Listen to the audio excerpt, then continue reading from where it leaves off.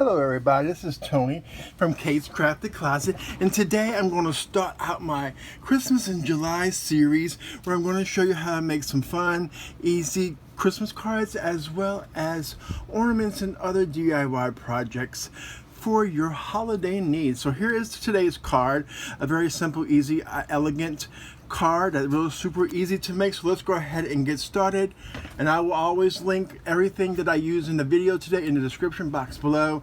Also make sure you hit that thumbs up button if you like this video, as well as hit that subscribe button if you haven't done so already, and also make sure that when that notification bell comes in you want to hit that so YouTube will notify you each and every time I upload a video. So the first thing I'm going to show you how to do is how I did the music notes.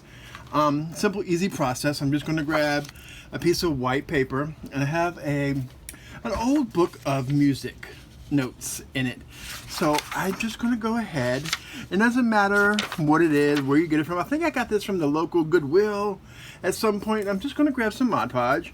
Doesn't matter what kind of Mod Podge you use. All depends on the look that you want. This is just regular a matte finish Mod Podge. You can use a glitter, you can use the gloss, you can use like whatever one you have on hand. So what I'm just going to go ahead and do, and I have a silicone brush. I use the silicone brushes because it's easy cleanup, super easy in a snap.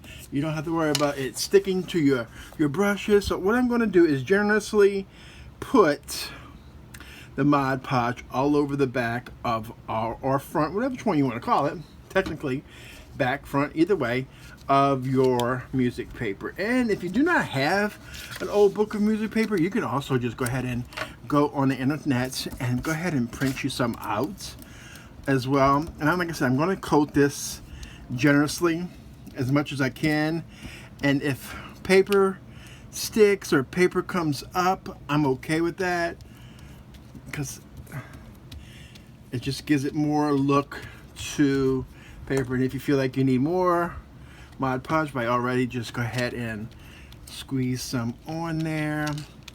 And I always let it dry. If I'm going to add a second coat, I always let it dry in between coats. All depends on if you want to do that or not. So I'm just going to flip it over just because I want it to adhere down, and however it goes on the paper, I'm fine. Smooth it out. If you don't want it smooth, you want crinkles in it and creases in it, you most certainly can do that. This is your project. You can do what you want with it. Again, I'm going to go over it with some more Mod Podge and just generously put it down on here. And like I said, and I will let it dry in between, and then we'll show you one final step you want to do to this. And I don't always wait till it dries to do this next step. It is completely 100% up to you. I have a tendency to do it before it dries because I prefer the stickles to adhere and not flake off. So I just went ahead and grabbed a bottle of silver stickles. You can use whatever you have on hand, completely totally up to you. It's a good way to use what you have in your stash, and I'm just going to generously just squeeze this all over our paper. Okay,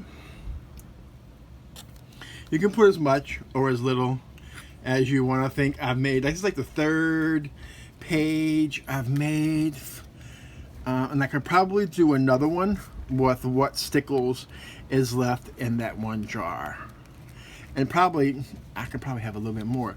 So that's basically what you're going to do to prep that. This doesn't take long to dry. So here we have it.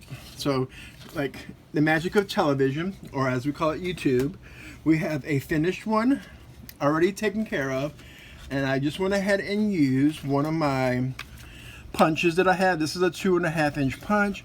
You can go ahead and use a nested circle 2.5 if you have that on hand. Like whatever you have on hand, just go ahead and use it. And it doesn't have to be 2.5 inch. It could be the size that you want it to be. So we have that, and we'll put that to the side. I went ahead and did a top folding A2 size card, which is 4 1/4 by 5 1/2. So we're going to go ahead and put that to the side. Then I had from a paper pad that I picked up quite some time ago. This is from Recollections, which I believe is from Michael's. I got this from. And this was like some embossed paper. So I went ahead and chose this embossed gold paper for my card for today. You can choose whatever color combination you want. You have a color schematics that you like, by all means go ahead and use that. And I just went ahead and die cut that out using my favorite things, stitch rectangle die, the largest one in the bunch. And then I went ahead and die cut using some white Neenah cardstock, the smaller stitched rectangle as well, to use for the front piece of our card. So I went ahead and go ahead and put some foam squares on the back of this panel, which we can just go ahead and peel these off and hope that we don't struggle with these too much today. And if we do, it's okay. I'm not going to stress that out. So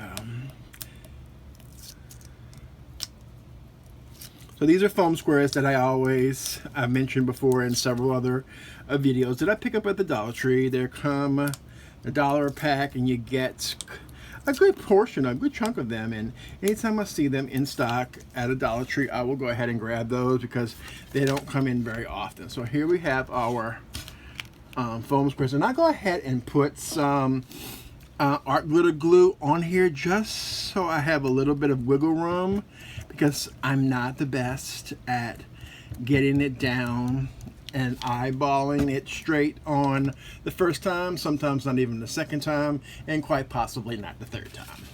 So I just go ahead and do that, and like I said, I don't stress 100% making it lined up and making it perfect, just as long as it's on there. So we got that on there, and if we had to have a little bit of wiggle room, we could have easily moved that. So we have that here down. Then we're going to go ahead with our other little panel that we pre-cut earlier, and we're going to go ahead and put some more art glitter glue on the back of our circle punch that we punched out earlier. This tends to be a little bit, it bends a little bit because of all the Mod Podge that we put on there. So what I usually do is I go in and grab my acrylic block or something with a little bit of weight to it. So here's my acrylic block, and I'll just hold this down, and if I need to run and do something, I can just lay something else on top of it just to give it a little weight so it'll grab. Luckily, art glitter glue takes a minimal amount of time to grab on, so I don't have to feel like I can watch soap opera while we're waiting for that to dry. So we're going to go ahead and grab some ink on 3. This is my favorite black ink. It's called Blackout ink, Copic friendly, watercolor friendly. So it's kind of like, okay, I got everything covered. I can just go ahead and use that. And I went ahead and grabbed a stamp set from Hero Arts. This is a holiday stamp set. And I chose Holiday Wishes just because it fit easily on that smaller panel. And first time using a stamp, excuse me, using a stamp set. So I'm just going to go ahead and ink up my my stamp, and I'm going to just stamp our sentiment on there. Voila, awesome, right? So now we can go ahead and let's go ahead and put that panel onto our gold embossed panel while we're here. And like I said, this is a really super easy card. Like, the more prep work you do ahead of time, the less time preparing it will be, and you can actually knock out a whole bunch of these out rather quickly. And if you want to go in and add sequins and anything like that, you most certainly can do that, or gold gems, pearls. For today, I'm just going to add a bow. So I went ahead and pre-tied a bow earlier, so we didn't have to worry about that so much during the video. So here is my bow, and I'm just going to go ahead with art glitter glue as well. If you want to use score tape, you want to use any other kind of adhesive, most certainly can do that, whatever you feel the most comfortable with. And I just like to place the bow right there as I possibly can to the top of the circle punch. And usually I go in with my block, acrylic block again, and press this down onto our card panel until it grabs, until it adheres. So there we have it. I'm gonna bring this one to the side and bring out the other one so we can show you. This is what your finished card will look like. And like I said, the possibilities are endless. The color combinations are endless. You can do whatever you want to do for your holiday needs. All right, everybody, I wanted to thank you for joining me today. I appreciate it, and like I said, make sure you hit that thumbs up button if you like this video. Everything that I used today will be located in the bottom in the description box below, as well as on my social media platforms.